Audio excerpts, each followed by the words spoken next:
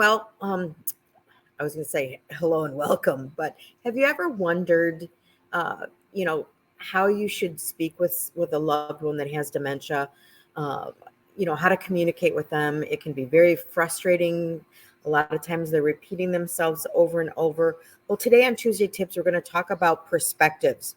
We're going to talk about what is your perspective as the caregiver, and we're going to talk about your loved one with dementia and look at things from their perspective. And we bring this up because we are just into the last couple of weeks of registration for our Senior Care Summit 2024. And we have Sheri Fairman, who is owner of Dementia Care Solutions. She has her master's in social work, and has received additional training in coaching both family caregivers and professional caregivers in how to help manage the care of their loved ones with dementia. And so she shares a very amazing presentation talking about building your care team, looking at your circle of influence, looking at these perspectives.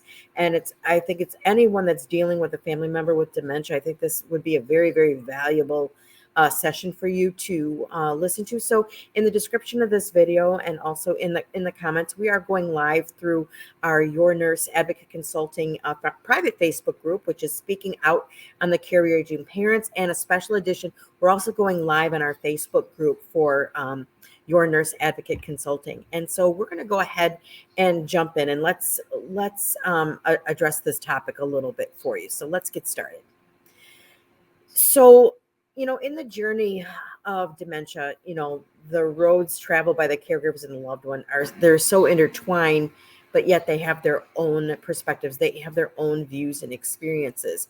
So we're going to try and delve into the world a little bit of both the caregiver and the family loved one with dementia, and try and understand both sides. So, your role as a caregiver, as I've been a nurse now for over 40 years, and it's, for me as a caregiver, it's always about nurturing. It's about compassion. And every day, I strive to find resources and create a plan that ensures that my clients, have all the resources they need to stay home. And I'm going to make reference to an Alzheimer's client that we took care of. So I'm going to try and intertwine that story in with a little bit to kind of give you some perspectives. So when I took on this new client, it was someone I knew. They were church family members. And she said one day, she said, "Pam, you might be wondering why haven't been going to church lately. Can you stop by this afternoon, after church and talk with me?" So after church, we stopped by. It was early afternoon. And she said, "Pam," she says, "I have not been going to church lately because I don't want to be embarrassed. My doctor's diagnosed me with Alzheimer's, and I'm afraid that I'm going to go to church and I'm not going to remember the names of the people that I have known for many, many years." And this was a big step for her. I mean, she'd held Bible study, very active in our church community. So this was a big thing for her. And her husband said the only request her husband said was, "Can you help us? I don't want her to go to a nursing home. I want her to stay here with me. Can you help us?" And everybody's journey with dementia is different. And all I could say was, I promised him that I would do my best. I would do my extreme very best to keep her home with him. And so in working with her as time went on, she was recognized that she was forgetful. But then after several months, she got to the point where she was very paranoid. One minute her husband was the love of her life. Her husband, they've always been very openly affectionate. They have a very very good husband and wife relationship. And then it could be 20 minutes later and she's looking at him and she's saying, "Who are you? Why are you here? Why are you sitting at my kitchen table? I don't trust you. I'm afraid you're trying to kill me. Pam, make sure you don't take your eye off of that guy over there because I don't trust him. He's pretty sneaky." And that just turned his world upside down. And so we have to understand that at that point in time, we know that they are not themselves. The dementia has changed them. That's changed their perspective. But it's always good to know what their comfort zone is, what brings them comfort, because we had, as we brought in caregivers into the home to spend time with her and to help with some personal cares as time went on, it was hard because if people didn't take the time to understand her and understand that her faith was very important to her, she would get scared. And the feelings, her being scared and frightened, were real. I mean, we could maybe justify from our perspective, we didn't see any danger in the room, but from her perspective, someone was trying to hurt her, and that was real. And we can't change that. I mean, that is real as real could be. Is just as the sky is blue to us, her feeling that she's in danger was real to her. And so what would calm her down and bring her peace is we would get the Bible, we would open it up to Psalms, and that would quickly de-escalate her. But a lot of the caregivers, like I said, if they didn't take the time to learn, I had this all in a journal, a communication book, for all the caregivers to look and to review. And I'll never forget the call at midnight. The phone rings, I answer the phone. You need to come over. Ow, ow, ow, come over right now. Ow, ow, quick, quick, get over here. Ow, ow, she's beating me with her cane. And, did that caregiver, from that caregiver's perspective, that caregiver had a right to be afraid. I mean, here is the client that has an overnight stay with, hitting her with a cane, and she has a right to be scared. The caregiver should not be treated that way. So you've got that perspective, and that caregiver is right in every way, sense, or form. And then, but when you're looking at it from the dementia, it's not to excuse her behavior. We don't want to see anyone get hurt, but she felt threatened by this new caregiver. It was her first night there. She didn't know her. And so there are so many intricacies that go into this relationship with someone with dementia. So many people struggle with caring for a loved one. What I can say is reach out for help. If you don't reach out to a nurse advocate like us, reach out to a dementia care specialist, reach out to resources, your Aging and Disability Resource Center, your senior center. Find out what Alzheimer's or dementia resources are in your area. We don't want anybody to have to go on, because it's hard for both parties.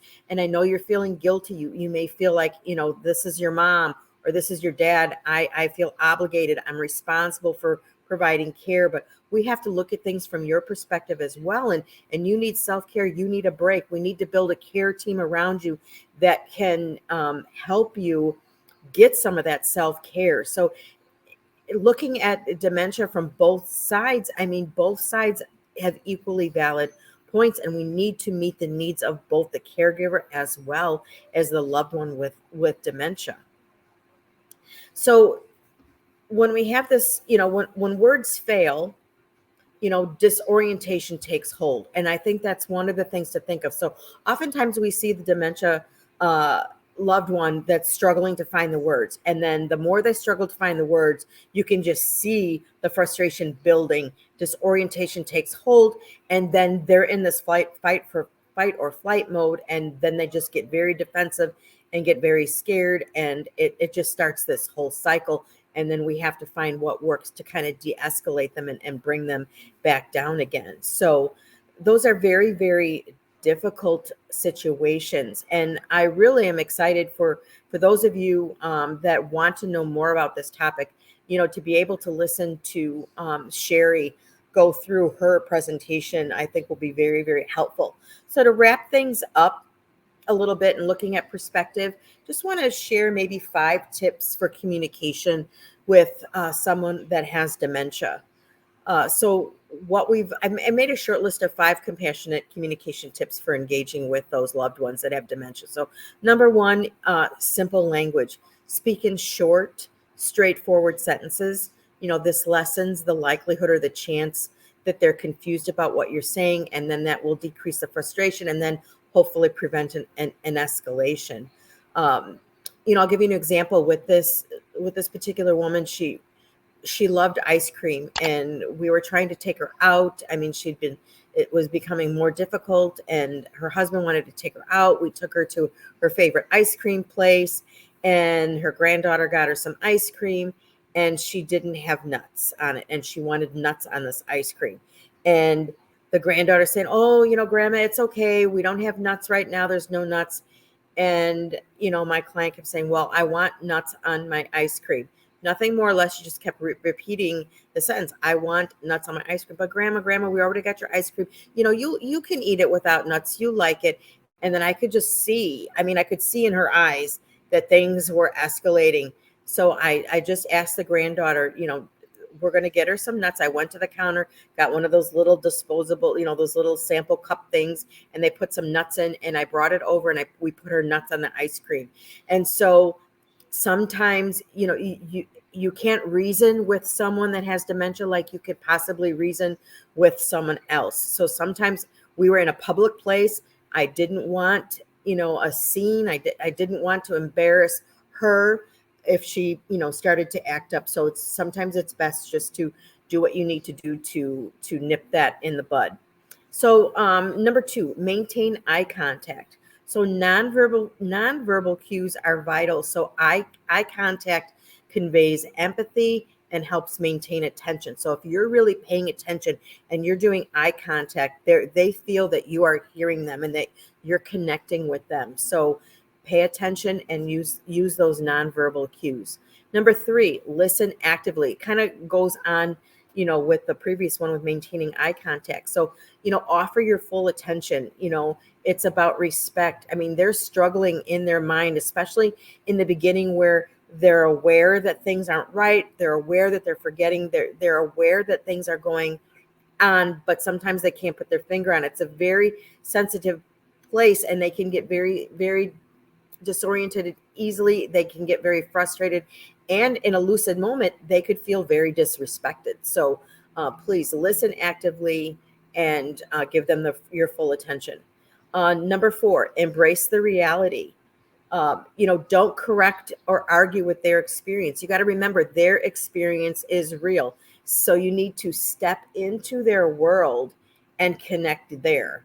So for example, when our client was having this, when she was in the period where her husband was a dangerous man,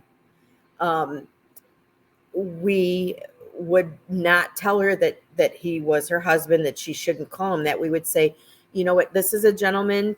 You may not remember him. He's here often. He's a kind man. We're watching him. We will make sure that nothing will happen to you, and we're making sure that you're safe and that nothing is going to happen to you." So, only arguing with her and trying to convince her that this was her husband at this time was not going to get her anywhere, but into an argument of frustration, escalate into possibly behavioral challenges or what. So step into their reality and try to comfort them and reassure them where they are. Which leads right into the last one, which is offer comfort and reassurance. So, sometimes all that's needed is a soothing touch or a smile to assure them that they're safe and loved. Oftentimes when I would get this call, like when I got this call about this caregiver on the phone, I ran over there and I saw her and I just ran right over to her and I just hugged her and I just, I said her name and I said, "Everything is going to be okay. I'm here. Everything is fine." And at that point in time, she didn't even remember my name. So she didn't, I don't know if she really knew who I was at that point. I knew that she didn't know my name, but I was able to comfort her. So there are ways, even though they may not recognize you, if you're reassuring them and making them feel safe, then that's going to go a long way to de-escalate the situation. So, our sensitivity to the perspectives of both the caregiver and the loved one with dementia, that's the bridge that we need to cross when it comes to the challenges of dementia. So with empathy and patience, and hopefully with some of these communication tips, that we can forge some moments of really heartfelt connection and peace, in some of these stories, even though our two realities may not be the same. So again, I just encourage you to sign up for our summit. I'm going to put in the comments, I'll put the link to that. Again, Sheri Fairman with Dementia Care Solutions is going to do a great job taking this step, one step further as a dementia expert. So thanks for stopping by and spending some time with us. And we'll see you next week for another Tuesday Tips. Take care.